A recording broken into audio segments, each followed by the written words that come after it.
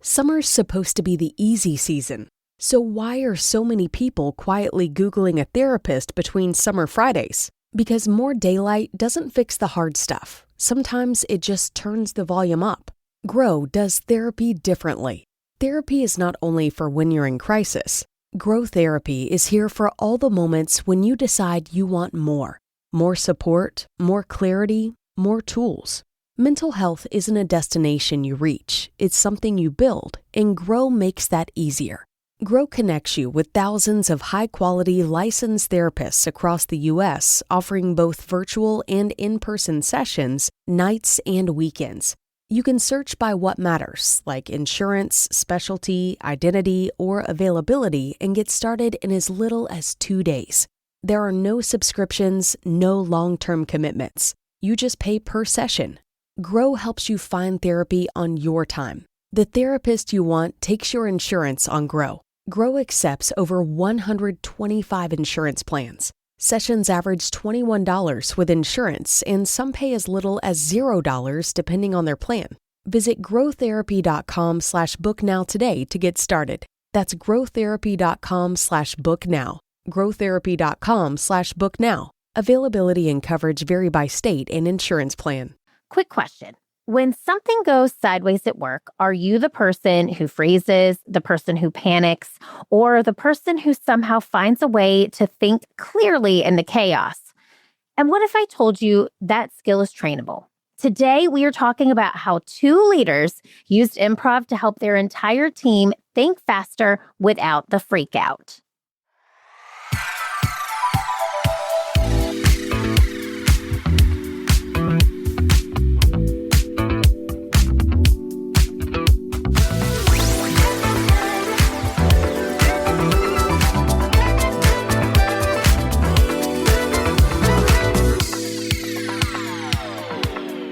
Hi, peeps. Welcome back to Workday Playdate with Improve It.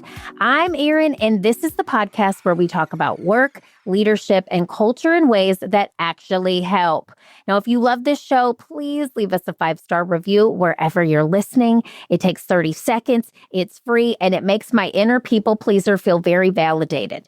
Thank you in advance. Now, this month on the show, we're talking about thinking quickly on your feet, and here's why this matters. Studies show that the average professional makes somewhere around 35,000 decisions a day. 35,000. And a huge number of those are made under time pressure with incomplete information in front of other people.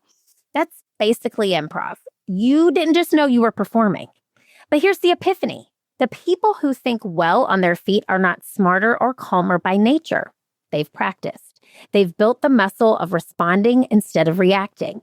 And one of the fastest ways to build that muscle is through improv-based training, which is exactly what today's guest did with their team. Now, if this is hitting home, we have a toolkit for you in the show notes called the Clarity Under Pressure Toolkit. What to do in the first 5 minutes of any uncertain situation. It's your go-to guide for staying grounded, focused, and clear when it matters most. Grab it in the show notes. Now, let me introduce you to 2 of our favorite partners. Today, I have not 1, but 2 incredible guests, and they are both from a company that has been partnering with Improve It for the past 3 years. Friends, you're going to meet John Ulrich and Olga Flores from Antunes. Now, John is the VP of Sales North America at Antunes, a global food service equipment and automation solutions manufacturer based right in the Chicago area. Now, he brings over 25 years of food service industry experience and is known for building sales teams that focus on unified growth and success. Now, Olga is a regional sales manager at Antunes, where she drives results and relationships across her territory. Together, John and Olga have championed the partnership between Antunes and Improve It and have dreamed up some of the most creative uses of improv training I've ever seen, including something called Antunes Night Live, which we are absolutely getting into today. John and Olga, welcome to Workday Playdate. Wow, it sounds so much more impressive when you describe what we do than we actually do, Erin. So thank you. I feel good about myself. I know, I'm impressed. I want to be that person. Oh, wait, I am that person. Olga, I'm already proud of you. I asked before we hit record, I was like, what would make this the best show? She was like, to make you proud. You already make me proud. Just being you. I just adore you both. I'm so happy you're here. My peeps, I hope you are enjoying the show. We'll be right back after a quick break from our sponsors. Thank you for supporting those who support the show. You're listening to Workday Playdate on the Passion Struck Network. Now back to our show. We always start every episode by setting an intention, just like we do in our workshops. So I'll go to you first. Olga, what is one word you want to give or receive today? Ooh, I wasn't ready for that one. I have to think about what comes to mind first. I would say calmness. I want to be calm. Wow. I'm going to really channel that because that is my nature. I'm very calm and subtle. And but I'm going to channel that energy. Okay. And John, what about you? What's your word for our time? Well, first of all, thanks for calling on Olga first, because that gave me a little time to think. I am going to go with awesomeness because you're already up at number 3 on podcast for career. And we just want to continue the build on your awesomeness. So that is my goal. That's my intent. Awesomeness. That's a yes and of where we already are. I love it so much. You two are truly some of the most innovative partners we have ever worked with. And we love working with you so much. We're friends, we're partners, we're all the things you make. You truly are a Workday Playdate. Like anytime I get to chat with you both, it feels like a Playdate. So let's just also think about if we could be anywhere in the world right now having this Playdate. Either of you can respond. Where are we? Where are we in the world? It could be anywhere. Well, I know we got some travels coming up, but let's just give us a location for the Playdate. Go with Chicago, Buckingham Fountain. Chicago, Buckingham Fountain. Why are we there? What are we doing? Great memories of staycations growing up. Love that place. I'm a city slicker Chicagoan. Chicago's the best. Y'all, I lived there for 15 years. When I go there, it still feels like I live there. It's my favorite. It's really my favorite city. It really is. It's the best. The Chicago Buckingham Fountain. Okay, John, you down with that for our location? I am 100% down. No, Olga, I have learned never to disagree with you. I am going to support you on this. So Buckingham Fountain it is. Okay, good. I thought you were going to say lake house, water, grass, dog. That's what I thought you were going to have to play date at. Wisconsin. Well, we can definitely go on the boat and do this. You talk about calmness. Erin, she definitely is a boat gal. I get it. Yeah, I'm a boat gal. Okay, well then maybe what we'll do half of it at Buckingham Fountain and we'll do the other half on the boat, but we'll be super calm and awesome while doing it. How about that? I love this experience and this journey for us. And speaking of awesome, okay, I'm just going to get the elephant out of the room here. Antunes Night Live, okay? Literally, I want to start here. How can you tell our peeps, which is the community that listens to the show, what Antunes Night Live is, how we got to it? Okay, I'll start. Olga, we'll go to you first and then John. So tell us, how did this outside of the box idea come to life? Well, I was the happy recipient of a genius idea created by John. So I feel that John should really share where the idea came through. I was just fortunate enough to support it. I'm a big fan of that show, always have been. And the credit goes to John. I'm curious to find out where that idea came from, John. Well, first of all, Olga, congratulations on completing your course, Sucking Up to Your Boss. Obviously, you graduated with the highest of honors. So thanks for that, Olga. Oh, man. So welcome. Dying. Oh. Antunes Night Live is...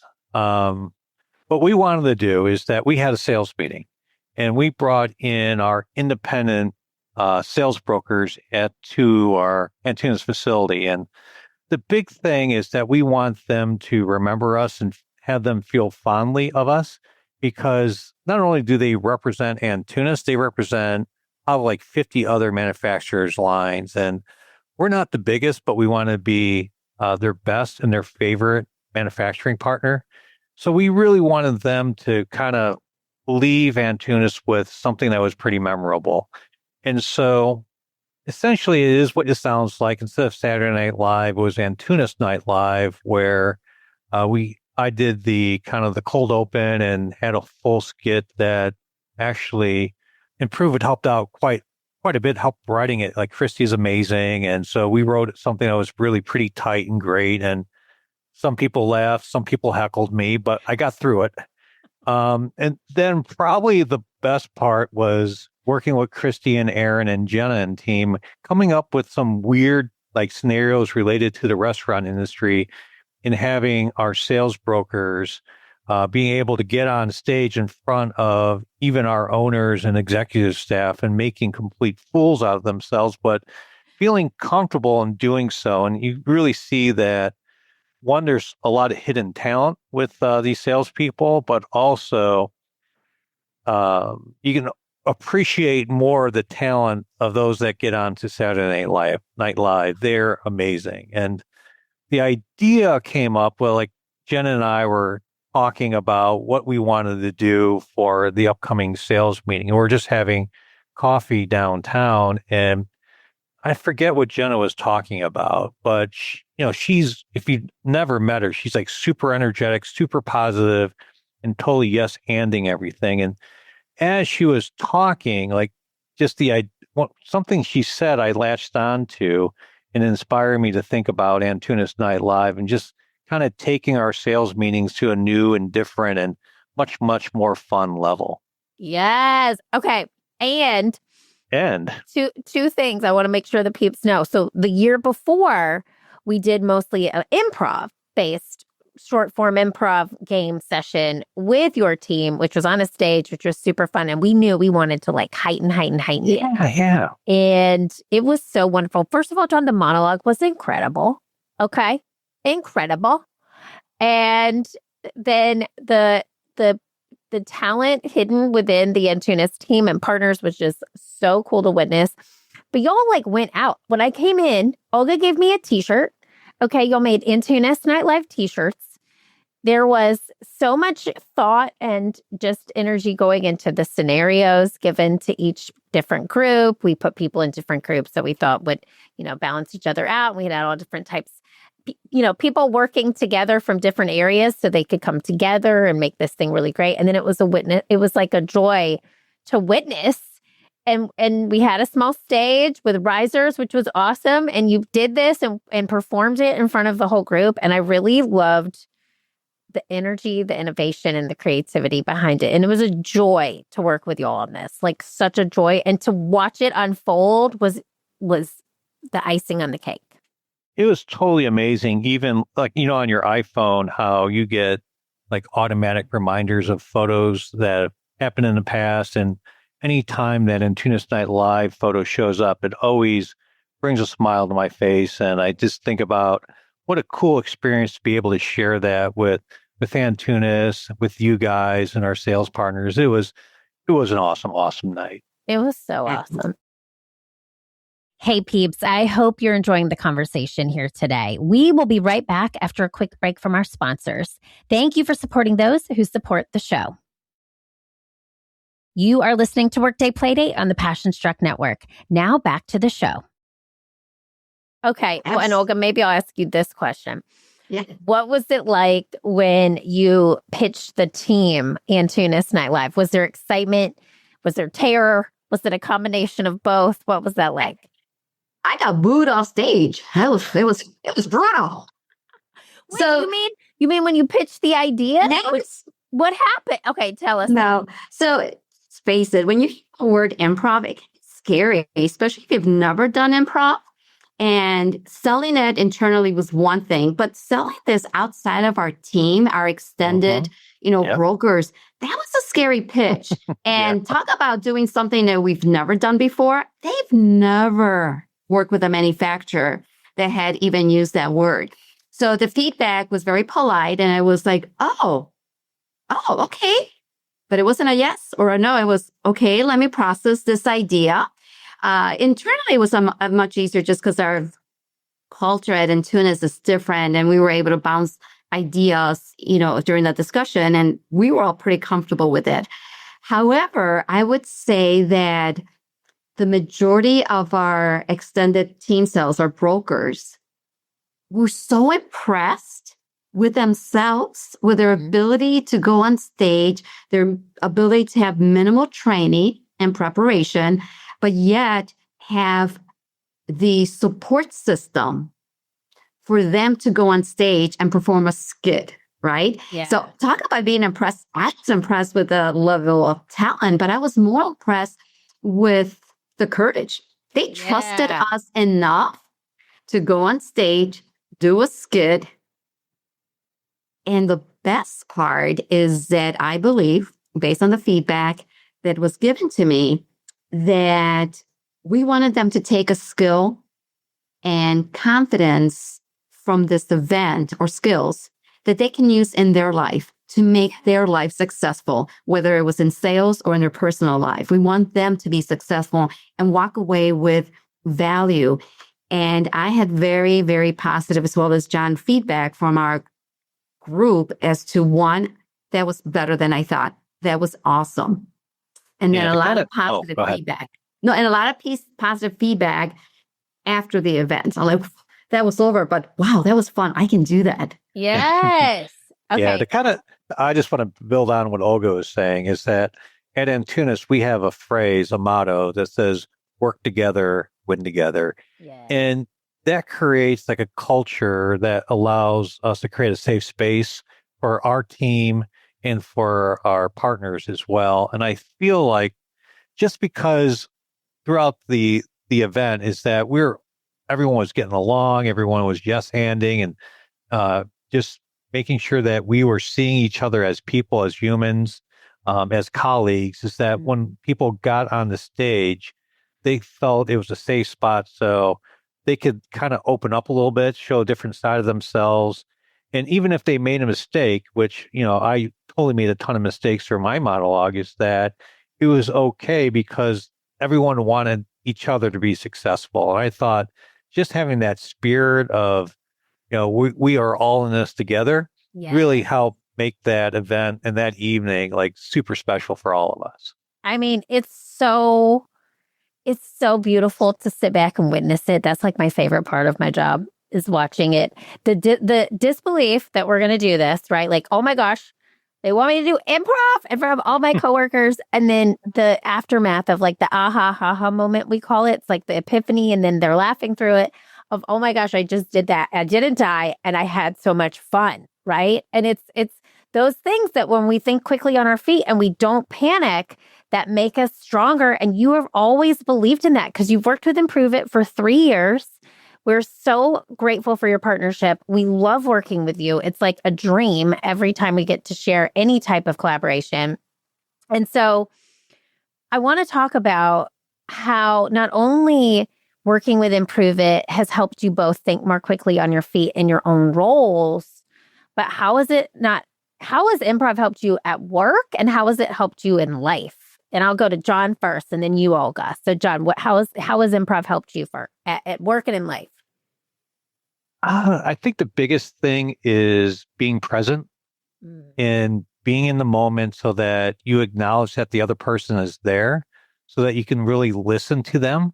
Yeah. And that, I feel like that allows you to really kind of connect with one another. And so whether it is having difficult conversations or trying to understand what they're asking for in the equipment that we sell, just being there and trying to figure that out with them, being on the same side as them, that's probably what's helped me the most personally. It's just being present and not always being on the phone or thinking about something else when I'm talking with someone. Is looking them in the eye, trying to understand their point of view. That's the biggest thing for me. I love it. Okay, Olga, what about you? So I'm a work in progress. Oh, okay. Aren't we all? I'm a work in progress in the sense that I am in sales and my brain is thinking so far ahead of what's coming out of my mouth, right? So what I value more now about improv is that it's about listening. Yeah. It's about listening. And that is an effort that I have to be very conscious about doing. It doesn't come naturally to me.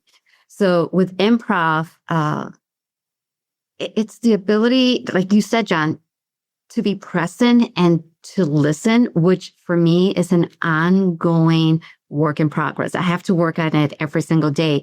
But one of the things that improv has also helped me with is because my mind does think of 1,000 things at a time. What I learned from year one with improv, Improve It, is that you take that story that you're thinking about and you break it down to the smallest possible message. Yep. So I do practice that. So it's the listening. And then when it's my turn to talk, to just bring it down to the smallest, the smallest thought or the most important thought with the fewest words, and just getting to that point without saying 1,000 things like I'm doing now, right? Oh, but you're doing so great. No, honestly, that's what I've learned. I'm very proud to hear that, like the economy of words that we talk about a lot on stage. I'll tell you this, like in my, I'm as the founder, I'm constantly in sales, but prior to Improve It, I was in business development at a recruiting firm. And that is where I saw my improv training really just take off was when I was strictly in sales. It helped me exactly do what you're saying. It's like focus on the person and become a better, more empathetic listener, which just builds trust automatically.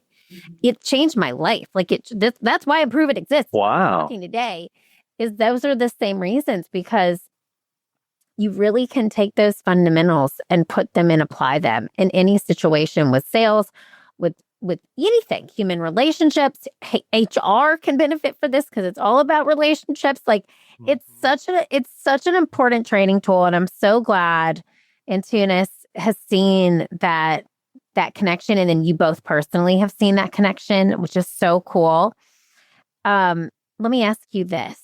For a leader who's listening and they're thinking like, maybe improv would be cool for my organization, but they're not sure their team will buy in, what would you tell them?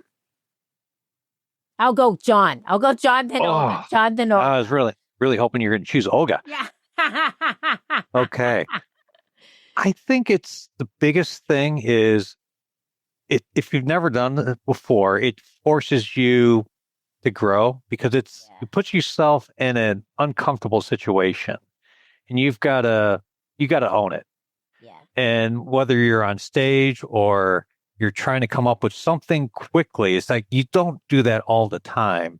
So this kind of forces you to get out of your comfort zone. And whenever you get out of your comfort zone, you have that aha moment. So you grow not only in skills, but in confidence as well. So I think that's probably the biggest thing. And then also it gives you a shared experience, which it helps you build relationships, whether it be with your coworkers, like with Olga. Like when we put this first event together with you guys, like Olga and I did this side by side, and it was like my first year at Antunes. And because we did that together, is that now like Olga and I have a better working relationship because one, we got to spend a lot of time together. We achieved success, but also it showed that we can do hard things, bold things together. So that's what I think what makes improv so great. It gives you a venue, a forum that you can do more than that you thought that you normally could.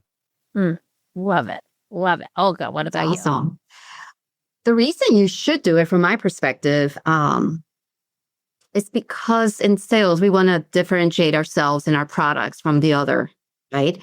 I think that applies to this too.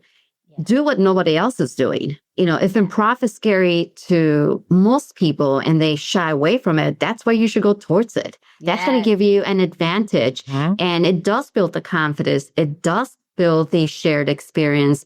It does develop skills that you can use in your everyday life. So I think because it is unknown, because it is uncomfortable, and because it can be scary, it's exactly the reason why you should do it. Change the status quo. Oh my gosh, yeah. I love it. Right on, Olga. Whoa, yes. I call it the ick factor. Get your armpits a little sweaty, put on a strong deodorant, chicken dance a little bit. Oh my gosh. Okay, I could talk to you both for 800 years, but I have one final question. How are you going to make your workday more playful today? We'll go Olga, then John. How are you going to make? I get to go first. Yay, me. How am I going to make my day more playful? It comes very naturally to me. I love what I do. I love where I'm at, and I love talking and laughing with people. So it's playground basically every day I show up to work. Yeah, Right, John? I mean, I get in trouble a lot. Yeah, the great thing about Olga is that she brings so much energy and joy and laughter to the office, and people definitely know when she's here and when she's not here. So, yeah. but I think the entire company loves when Olga's in the office. So, amen to Olga on that one. Okay. Well, what about you, John? And amen to Olga. Absolutely. My dad used to say the silence is deafening when I was in at home. But, that's a good thing because you bring a lot of energy.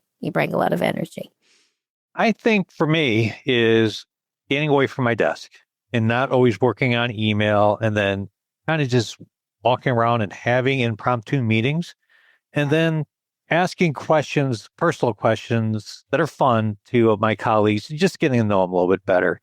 I had a pretty good call with someone I haven't really talked with too much just today, and I found out that his great-great-grandfather was a fur trapper in Canada, and now he's got a place on the St. Lawrence River. He was a DJ in college, and totally fascinating guy, but unless I asked him a couple questions, I would not have known all this stuff about Steve. And I'm glad I did, because next time that he's coming into the office, I'm going to hang out with him a little bit more, and I'm going to ask him more about what kind of music he played in the 70s at, his college fraternity. I need to know these things. Yes, you Right do. on. Yeah. We all need to know. Get away from that desk, John. Get away. Okay. Well, I had the best time at the Buckingham Fountain in Chicago, and then we were halfway at the lake house, and it was very awesome and calm at times. Yes. So I feel very like we accomplished this play date. Thank you so much for being who you are, just being amazing humans, and for being here. I'm so happy you were on the play date. Erin, bringing thanks us for the joy. invite. Yeah, absolutely. Okay, peeps, as we wrap up, here's what I want to leave you with. Thinking fast without panicking is not a personality trait. It is a practice. And what John and Olga have built at Antunes is proof that when you invest in your people's ability to adapt, communicate, and think on their feet, the results show up everywhere, in sales calls, in team dynamics, in culture, and even in a little something called Antunes Night Live. I want to thank John and Olga for being such incredible partners, for betting on improv, and for showing us what happens when leaders actually commit to making work more human. Now it's time for the Playdate practice. This week, I want you to notice one moment where you feel the urge to panic or freeze at work. Maybe it's a question you weren't expecting. Maybe it's a meeting that goes off the rails. Maybe it's something or someone putting you on the spot. Instead of spiraling, I want you to take one breath and respond with curiosity instead of control. Ask a question. Say yes, and, or buy yourself 2 seconds of calm before you react. That is the whole practice. One breath, one moment of curiosity. That is how you start thinking fast without panicking. And don't forget to grab the Clarity Under Pressure Toolkit, what to do in the first 5 minutes of any uncertain situation. It's in the show notes, and it's the perfect companion for everything we've talked about today. Until next time, keep playing, keep learning, and keep failing forward. I'll see you next time on Workday Playdate.